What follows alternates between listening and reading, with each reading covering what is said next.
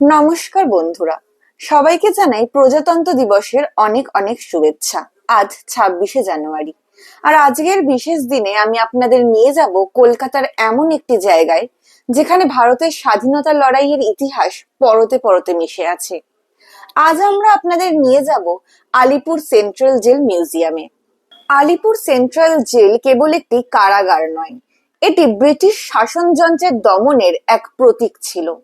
1906 সালে এটি স্থাপিত হলেও এর প্রকৃত গুরুত্ব বাড়তে শুরু করে 1908 সালের পর থেকে। লর্ড কার্জনের বঙ্গভঙ্গ বিরোধী আন্দোলনের ঢেউ যখন সারা বাংলায় ছড়িয়ে পড়ে, তখন বিপ্লবীদের দমানোর জন্য একটি কঠোর নিরাপত্তা বেষ্টিত কারাগারের প্রয়োজন হয়। আলিপুর জেল সেই উদ্দেশ্যেই তৈরি করা হয়েছিল। এই জেলের বিশাল লাল দেওয়ালগুলো তৈরি করা হয়েছিল যাতে সাধারণ মানুষের চোখের আড়ালে বিপ্লবীদের ওপর অত্যাচার চালানো যায়। এই কারাগারের ইতিহাসে সবচেয়ে গুরুত্বপূর্ণ অধ্যায় হলো 1908 সালের আলিপুর বোমা মামলা। এই অধ্যায়টি ভারতের স্বাধীনতা সংগ্রামের মোড় ঘুরিয়ে দিয়েছিল। নিছক একটি মামলা নয়, এটি ছিল ব্রিটিশ সাম্রাজ্যের ভিত নড়িয়ে দেওয়া এক আইনি ও বৈপ্লবিক লড়াই।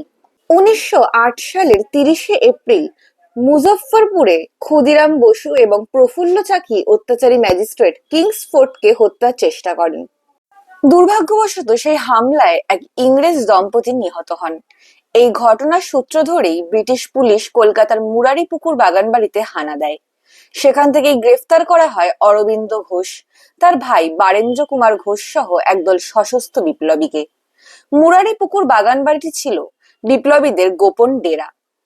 সেখানেই তৈরি হতো শক্তিশালী বোমা এবং চলতো শরীরচর্চা ও অস্ত্রের প্রশিক্ষণ। গ্রেফতারের সময় সেখান থেকে বিপুল পরিমাণ ডিনামাইট, কার্তুজ এবং গুরুত্বপূর্ণ নথিপত্র উদ্ধার করে পুলিশ। ব্রিটিশরা বুঝতে পারে যে এটি কোনো বিচ্ছিন্ন ঘটনা নয়, বরং ব্রিটিশ রাজকে উৎখাত করার জন্য এটি একটি সুপরিকল্পিত সশস্ত্র বিদ্রোহের সূচনা। এই নথিপত্রগুলোই পরবর্তীকালে আলিপুর জেলে বন্দী বিপ্লবীদের বিরুদ্ধে প্রমাণ হিসাবে ব্যবহার করা হয়। গ্রেফতারের পর বিপ্লবীদের আলিপুর সেন্ট্রাল জেলে অন্ধকার কুঠুরিতে বন্দী করা হতো। বিশেষ করে অরবিন্দ ঘোষকে রাখা হয়েছিল অত্যন্ত কড়া পাহারায়। বিপ্লবীদের জন্য জেলের জীবন ছিল অবর্ণনীয় কষ্টের। লোহার শিকল দিয়ে পা বেঁধে রাখা হতো। শোয়ার জন্য জুটত কেবল একটি চট, কিন্তু এই কষ্ট তাদের মনোবল কমাতে পারেনি। জেলের মধ্যেই তারা গান গাইতেন, সাহিত্য নিয়ে আলোচনা করতেন। তাদের হাসি মুখ দেখে ব্রিটিশ জেলাররা অবাক হয়ে যেতেন। আলিপুর বোমা মামলার বিচার চলাকালীন ভারতের অন্যতম শ্রেষ্ঠ আইনজীবী দেশবন্ধু চিত্তরঞ্জন দাস বিপ্লবীদের পক্ষে দাঁড়ান।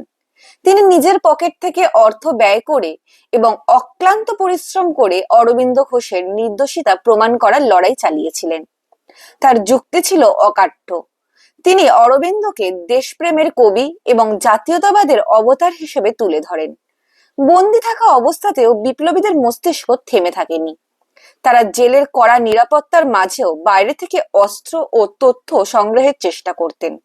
নরেন গোসাইয়ের বিশ্বাসঘাতকতা ধরা পড়ার পর কানাইলাল দত্ত এবং সত্যেন্দ্রনাথ বসু যেভাবে জেলের ভেতরেই রিভলভার আনিয়েছিলেন তা আজও রহস্যে ঘেরা। দীর্ঘ 1 বছর ধরে বিচার চলার পর 1909 সালের মে মাসে রায় ঘোষণা করা হয়। চিত্তরঞ্জন দাসের অসাধারণ সওয়ালের ফলে অরবিন্দ ঘোষ মুক্তি পান, তবে বারেন্দ্র কুমার ঘোষ এবং উল্লাসকর দত্তকে আন্দামানে দ্বীপান্তরের আদেশ দেওয়া হয়। অন্য অনেক বিপ্লবীদের দীর্ঘমেয়াদী সশ্রম কারাদণ্ড দেওয়া হয়। এই রায়ের পর ভারত জুড়ে যে গণজোয়ার তৈরি হয় তা ব্রিটিশ ভিত নড়বড়ে করে তুলেছিল। আলিপুর জেলের একটি বিশেষ সেল ঋষি অরবিন্দের স্মৃতির সাথে জড়িয়ে আছে। নির্জন কারাবাস বা সলিটারি কনফাইনমেন্টের সময় তিনি সেখানে ভগবান শ্রীকৃষ্ণের দর্শন পেয়েছিলেন বলে জানা যায়। তার ভাষায়, কারাগারের সেই অন্ধকার ঘরটি আর জেলখানা থাকেনি, সেটি আশ্রমে পরিণত হয়েছিল।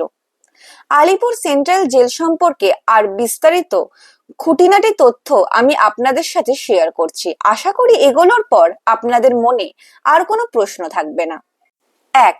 আলিপুর মিউজিয়ামের বিশেষ আকর্ষণ সমূহ। বিপ্লবীদের ঐতিহাসিক সেল।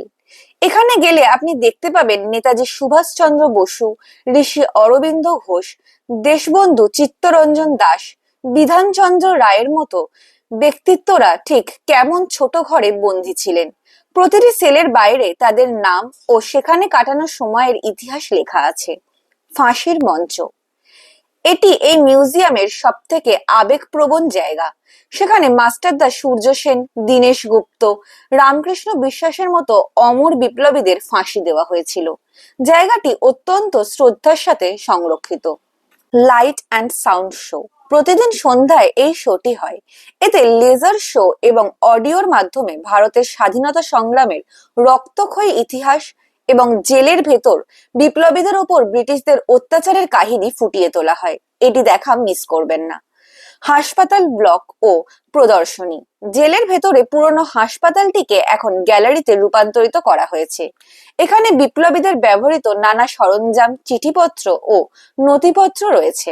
ওয়াচ টাওয়ার, জেলের মাঝখানে থাকা উঁচু টাওয়ার থেকে পুরো জেল চত্বর এবং চারিদিকের উঁচু পাঁচিল দেখা যায়, যা সেই সময়ের কঠোর নিরাপত্তা ব্যবস্থার কথা মনে করিয়ে দেয়।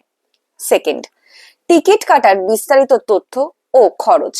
টিকিট কাউন্টার, মিউজিয়ামের প্রধান প্রবেশপথে কাউন্টারটি আছে, তবে ছুটির দিনে ভিড় এড়াতে অনলাইন টিকিট করাই বুদ্ধিমানের কাজ। West Bengal housing infrastructure development corporation বা HIDCO এর ওয়েবসাইট থেকে টিকিট পাওয়া যায়। প্রবেশ মূল্য, মিউজিয়ামে ঢোকার টিকিট জনপ্রতি 30 টাকা। লাইট অ্যান্ড সাউন্ড শো, এই শোর জন্য আলাদা করে টিকিট লাগে, যার দাম জনপ্রতি 100 টাকা। পার্কিং, আপনি যদি নিজের গাড়ি নিয়ে যান তবে পার্কিং এর জন্য আলাদা ফি দিতে হবে।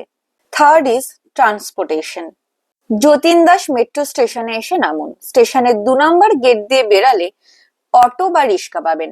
5 থেকে 10 মিনিটের রাস্তা। 4, পরিদর্শনের সময় ও নিয়মাবলী। সময়, প্রতিদিন দুপুর 12টা থেকে সন্ধ্যা 6টা পর্যন্ত সাধারণ মানুষের জন্য এটি খোলা থাকে, তবে মনে রাখবেন সোমবার মিউজিয়াম সম্পূর্ণ বন্ধ থাকে। লাইট অ্যান্ড সাউন্ড শো এর সময়, সাধারণত প্রথম শোটি সন্ধ্যা 6টা থেকে 6টা 30-এর মধ্যে শুরু হয়। 5, খাওয়া দাওয়া ও বিশ্রাম। ক্যাফেটেরিয়া, জেলের ভেতরে খুব সুন্দর একটি ক্যাফেটেরিয়া আছে যার নাম একাদশী। এখানে চা, কফি, স্ন্যাক্স থেকে শুরু করে দুপুরের খাবারও পাওয়া যায়। আজ 26শে জানুয়ারি, আলিপুর সেন্ট্রাল জেল ঘুরে দেখার অভিজ্ঞতা আপনাদের সাথে শেয়ার করলাম। সত্যি বলতে এখানে এসে ভেতরটা যে কতটা ভারী হয়ে যায় সেটা আপনি না এলে বুঝতে পারবেন না। আমরা যারা আজ স্বাধীন দেশে নিশ্চিন্তে নিঃশ্বাস নিচ্ছি, তার জন্য এই দেওয়ালগুলোর ভেতরে কত মানুষ যে আত্মত্যাগ করেছেন সেটা ভাবলে অবাক লাগে। আজকের ভিডিওটি ভালো লাগলে লাইক, কমেন্ট ও শেয়ার করবেন। সবাই খুব ভালো থাকবেন, সাবধানে থাকবেন। আজকের মতো এখানেই শেষ করছি। আবারও দেখা হবে নতুন কোনো ভিডিওতে। জয় হিন্দ।